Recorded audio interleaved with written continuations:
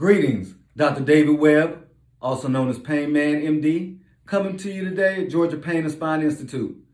I wanted to talk to you a little bit about a common ailment, which is shoulder pain. Let's talk a little bit about the anatomy of the shoulder. Here I have a model of a shoulder. Now, the shoulder consists of two joints. You have your glenohumeral joint, which is the joint between the humerus or the arm bone and the scapula. The scapula and the humerus come together and create the shoulder joint. You also have what we call the acromioclavicular or AC joint. That's the position where the top of the shoulder or the acromion actually meets the clavicle in the neck.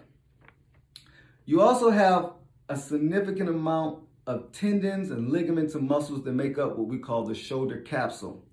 So this strong tissue actually helps form the shoulder capsule, and it keeps the humerus or the head of the humerus and the actual space between the scapula. It keeps that together, and it allows the function of moving the arm.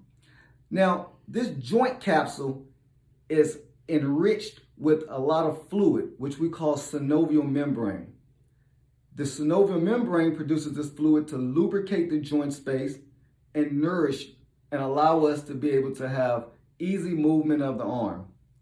Now, there's also a lot of tendons and muscles that surround this area, and they also support the shoulder to make it stable. Now, as we further delve into many types of shoulder pain, one of the most common causes is due to degeneration or osteoarthritis, where there's inflammation between this joint space. Now, there's cartilage that actually lines the joint, and it's a smooth structure, but with age, with labor, and with wear and tear, that area can become thin, and eventually bone on bone can actually rub against each other and create inflammation. And over a period of time, this damage can lead to many other aspects and create significant shoulder pain, disability, and an overall effect on one's what we call quality of life.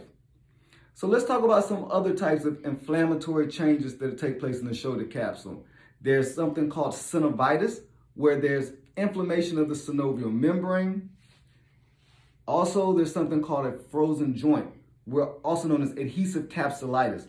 And when you get a frozen joint, that whole arm becomes immobile. And that usually occurs when the capsule becomes thickened and becomes inflamed. Also, you have a lot of less synovial fluid, so less lubrication, and therefore it's a recipe for disaster. There's certain disease states that can cause frozen shoulder, like diabetes. Individuals who have surgery or shoulder surgery due to lack of mobility or immobilization have a potential presentation of frozen shoulder. And it can be really bad to where someone actually has to go under anesthesia to actually break up that adhesive capsulitis. There's also inflamed bursa that can occur in the shoulder. Now, the bursa is a small fluid sac that lies between the two structures, many structures such as bone, muscle, and tendons. However, in the shoulder, it lies between the rotator cuff tendon and the actual tip of the acromion. That bursa can become inflamed, it can become tender, it can become warm, it can be hot, and with repetitive movements can cause significant discomfort. There are many other injuries that take place also. There's ligamentous injury, where the shoulder becomes dislocated. There's labral injuries, such as a labral tear, where the shoulder actually will come out of the socket. There's AC or acromioclavicular sprains, usually seen with direct impact to the AC joint, usually seen in football players or any type of sports where there is direct compression of the AC or acromioclavicular joint. And then a common cause of pain is rotator cuff injuries. Now, the rotator cuff actually consists of four muscles: the supraspinatus, the infraspinatus, the teres minor, and the subscapularis. All of these muscles, and they create the ability for the arm to rotate within its joint space. Now, let's talk about some different types of treatments.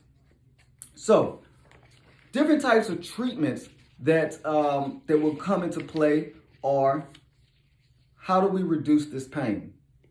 The first way to reduce this pain is to rest the area. You want to rest the area, ice the area, and then you want to elevate the joint. Other means of treating pain include injection therapy, interventional management such as steroid injections, and you can also do PRP. But before all of that, the most important thing is physical therapy. A physical therapist will provide a significant amount of support to overall help reduce the pain and hopefully strengthen the shoulder joint. Now, some of you are asking, what else can I do to prevent injury? The first thing you should do is to notice if you are having significant injury or significant pain, is to stop what you're doing and consult your local physician, your local doctor, or physical therapist. Then, if pain persists, you may need to have some diagnostic tests performed. This can be performed with x-rays, ultrasounds, CT or MRIs, and not only can it show the actual structure of the joint space and of the humerus and this ball and socket area where it exists, but it also can show if there's degenerative changes, if there's tendon issues, if there's ligament issues, if there's a rotator cuff injury. So it's very important to listen to your body, seek help or consult your local provider or physician, and to actively engage in trying to get this pain down. Because overall, the idea is to create increase in function, increase in enjoy life, and reducing disability and, unfortunately, reducing your quality of life. If you're having shoulder pain, give me a call at 678-383-7246. I'm Dr. David Webb at Georgia Pain and Spine Institute.